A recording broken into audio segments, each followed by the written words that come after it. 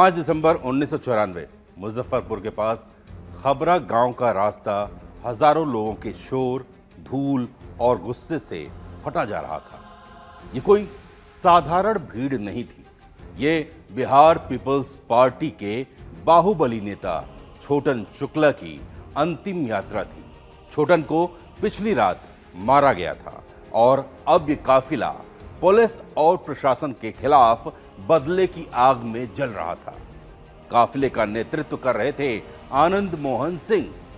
ऊंचा कद, घनी मूछें, आंखों में नफरत और जुबान पर सिर्फ बदला।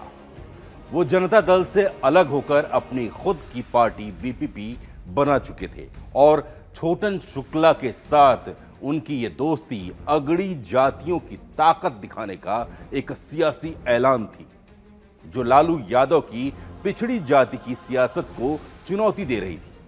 भीड़ चिल्ला रही थी, छोटन शुक्ला जिंदाबाद, प्रशासन मुर्दाबाद।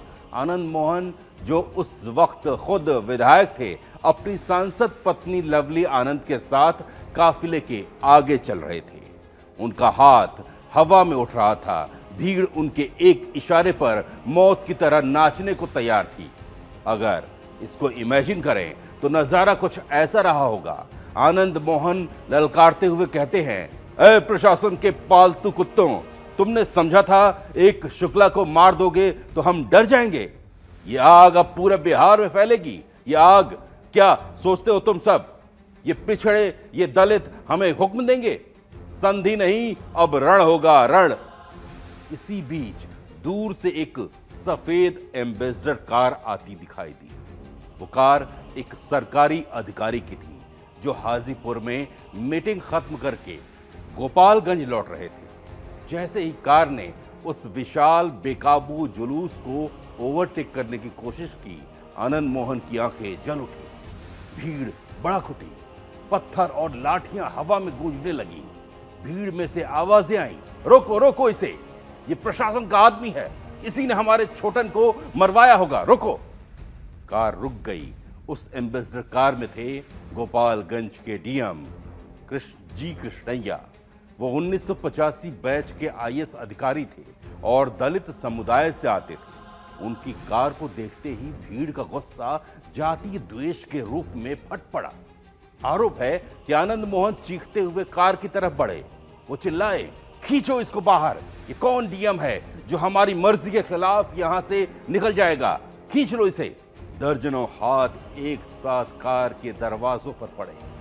कृष्णैया ने डर से खिड़की खोलने की कोशिश की, शायद अपनी आईडी दिखाने के लिए, शायद दया की भीख मांगने के लिए, लेकिन उन्हें मौका नहीं मिला। डीएम कृष्णैया गिड़गिड़ाते रहे, मैं तो गोपालगंज का डिस्ट्रिक्ट मजिस्ट्रेट हूं, मेरा छोटन शुक्ला की मौत से कोई लेना देना नहीं है, मुझे जाने दो। लेकिन उस उन्मादी भीड़ के लिए वो आईएएस अफसर सिर्फ एक प्रशासन का प्रतीक था, जिसे सबक सिखाना जरूरी था। उन्हें जबरदस्ती कार से घसीटकर बाहर निकाला गया। जमीन पर गिरते ही पत्थरों और लाठियों की बारिश शुरू हो गई। कार को पलट दिया गया। विधायक, सांसद खड़े होकर तमाशा देखते रहे। फाइलों में दर्ज वाक्य के मुताबिक आनंद मोहन ने एक आदमी की तरफ इशारा करते हुए जोर से चिल्लाते हुए कहा, भुटकुन शुक्ला, देर किस बात की है? ये डीएम है, प्रशासन का नुमाइंदा है, इसे मार डालो अभी। इसे दिखाओ कि हमारी जाति की ताकत क्या होती है। आनंद मोहन का ये आदेश, ये उकसावा बाद में कोर्ट में उसके खिलाफ सबसे बड़ा सबूत बना। आरोप है कि भुटकुन शुक्ला ने तुरंत पिस्तौल निकाली, जोरदार गोली की आवाज आई। कृष्णैया का शरीर वहीं रास्ते पर ढेर हो गया। भीड़ जो थी वो एक पल के लिए खामोश हुई, फिर जीत के नारे लगाते हुए आगे बढ़ी। उनका बदला पूरा हो चुका था। आनंद मोहन सिंह का जन्म 28 जनवरी 1954 को सहरसा जिले के पंचगछिया गांव में हुआ था। वो उस परिवार से आते हैं, वो परिवार जो देश की आज़ादी की लड़ाई में आगे बढ़ा था। उनके दादा राम बहादुर सिंह तोमर खुद एक स्वतंत्रता सेनानी थे, लेकिन 1974 में कॉलेज की पढ़ाई बीच में छोड़कर आनंद मोहन जयप्रकाश नारायण के संपूर्ण क्रांति आंदोलन से जुड़े। उस समय वो आदर्शवादी थे, व्यवस्था को बदलने का सपना देखते थे। इमेजिन करिए, मुंगेर का एक कॉलेज है, 1974 का समय है। आनंद मोहन जो 20 साल का एक जोशीला छात्र है और उसके साथी आनंद मोहन ने हुंकार भरी, ये इंदिरा का राज, ये जुल्म नहीं चलेगा। जेपी साहब ने कहा है, सिंहासन खाली करो कि जनता आती है। हम किसान के बेटे हैं, हम गरीबों के लिए लड़ेंगे। ये क्रांति अधूरी नहीं रहेगी, हम ये भ्रष्टाचार मिटा कर रहेंगे। उस आंदोलन ने उसे जमीनी नेटवर्क दिया, खासकर अगड़ी जाति के नौजवानों के बीच। लेकिन जेपी आंदोलन के बाद जब 1977 का दौर खत्म हुआ तो आदर्शवाद जल्द ही जमीनी हकीकत से टकरा गया। कोसी और पूर्णिया क्षेत्र में उस वक्त जमीन और जाति को लेकर भयानक संघर्ष चल रहा था। क्लास स्ट्रगल धीरे धीरे कास्ट स्ट्रगल में बदल रहा था। 1980 के आसपास आनंद मोहन ने अपनी राह बदल ली। वो अब सिर्फ छात्र नेता नहीं थे, उन्होंने समाजवादी क्रांति सेना नाम से एक लड़ाका संगठन बनाया, मतलब एक अपनी प्राइवेट आर्मी तैयार की। ये संगठन अगड़ी जातियों को, खास तौर पर राजपूतों के हक की लड़ाई लड़ने लगा।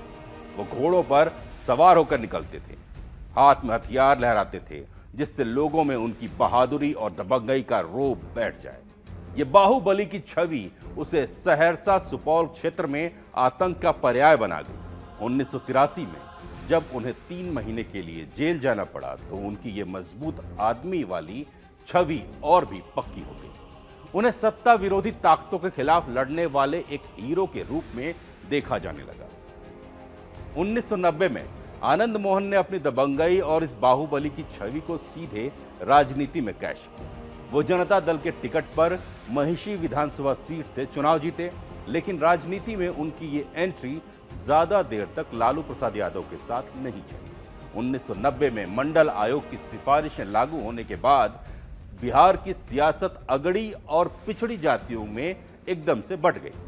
लालू यादव सामाजिक न्याय के नाम पर पिछड़ी जातियों को गोलबंद कर रहे थे और आनंद मोहन सिंह एक राजपूत नेता के रूप में इसके विरोध में खड़े हुए।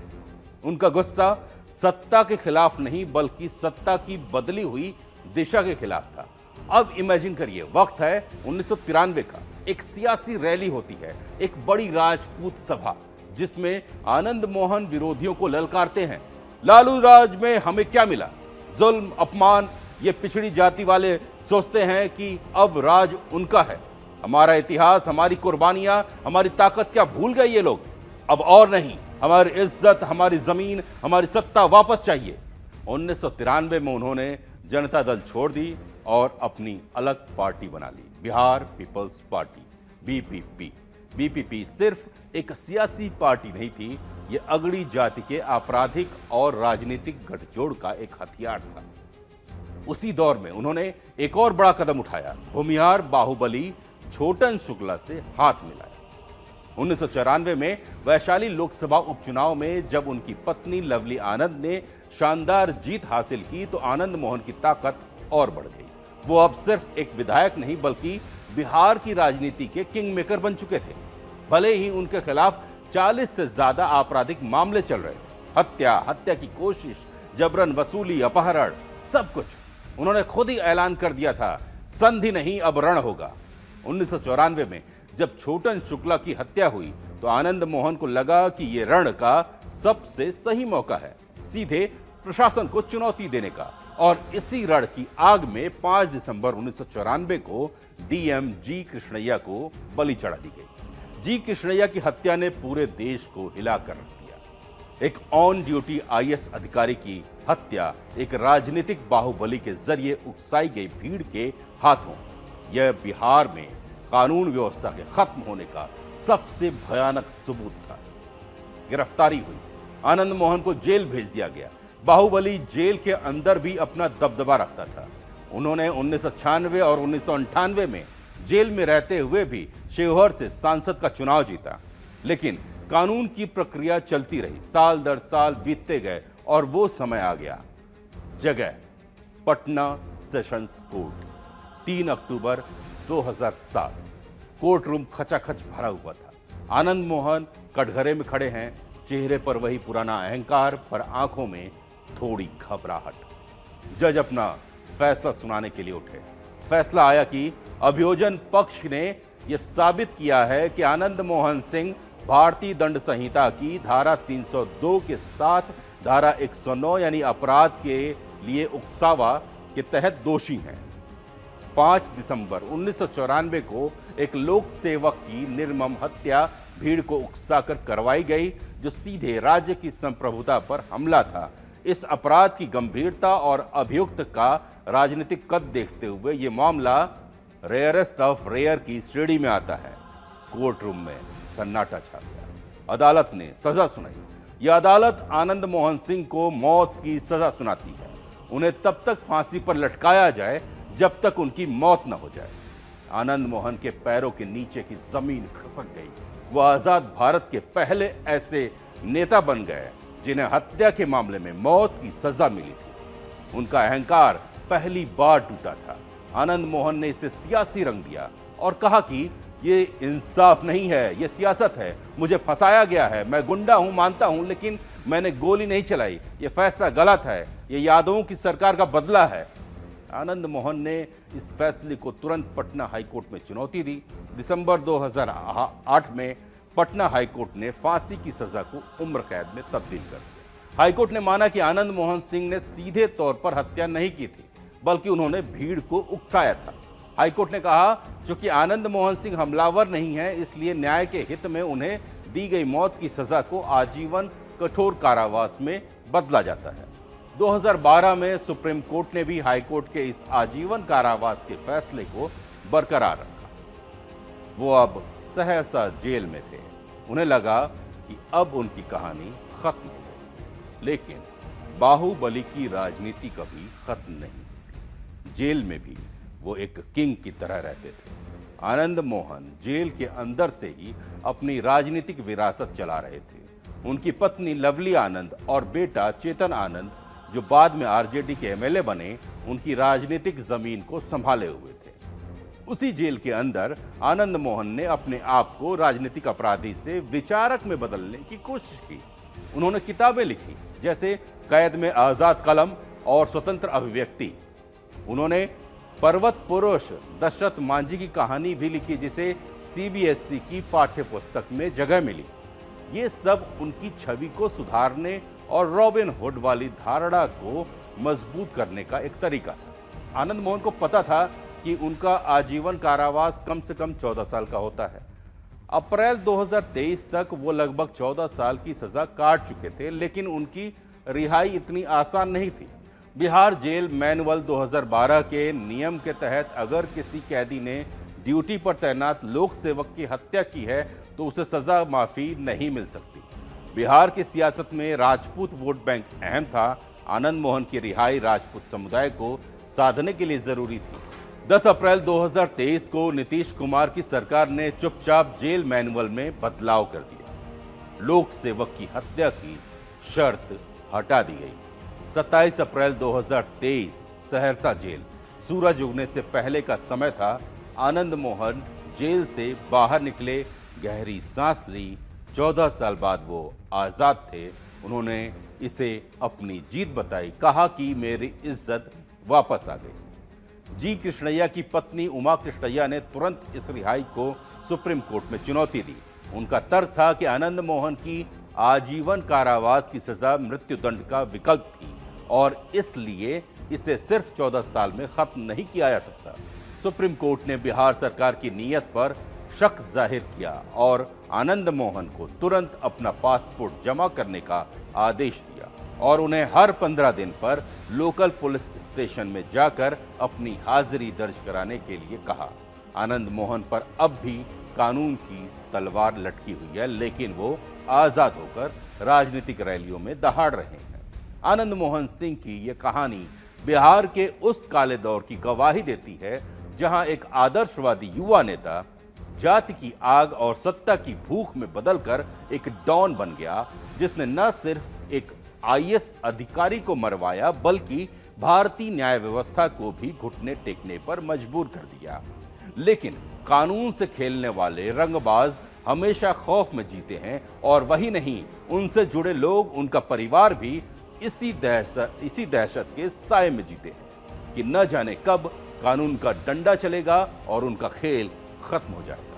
आज रंगबाज में इतना ही। मैं माधव तिवारी आपसे विदा लेता हूं, इस वादे के साथ कि अगली बार एक और रंगबाज की दिलचस्प कहानी आपके सामने लेकर आऊंगा। तब तक के लिए सावधान रहिए, सतर्क रहिए और सुरक्षित रहिए।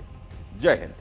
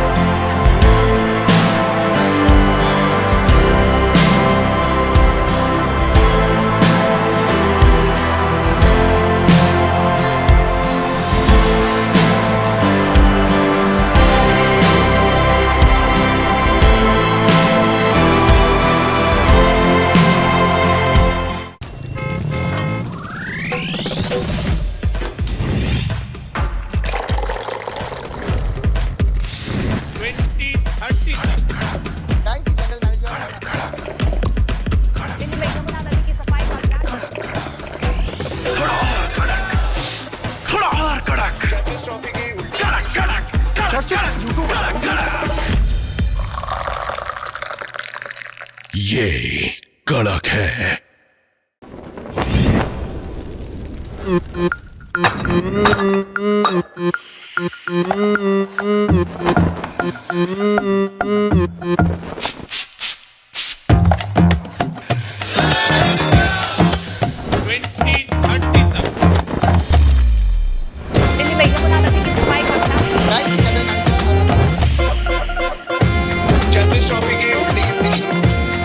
ये कड़क है।